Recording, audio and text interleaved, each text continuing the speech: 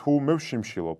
არის თუ არა რისკი კუნთის მასის დაკარგვის. კუნთის მატება ხომ ორ პროცესია დამოკიდებული კვება და ვარჯიში. ფასტინგისას ამოხსენით, რომ საკვებს არ იღებ, შესაბამისად ვივარაუდებთ, რომ ორგანიზმი გადაერთვება კატაბოლურ, ანუ დაშლის პროცესში, სადაც ჩემი კუნთური მასა დადგება რისკის ქვეშ. ისმის მთავარი კითხვა: იწვევს თუ არა ფასტინგი კუნთის წვას? საბედნიეროდ მეცნიერებას აქაც კრისტალურად ცხადი პასუხი აქვს და ყველაფერი ისე არის, როგორც შენ გონია. 2021 წელს გამოქვეყნდა მასიური კვლევა, სადაც მონაწილეები მიუყვებოდნენ სავარჯიშო აქტიურ რუტინას ძალისმიერ ვარჯიშებს და ამასობაში გახანგრძლივებულ ყოველდღიურ ფასტინგს.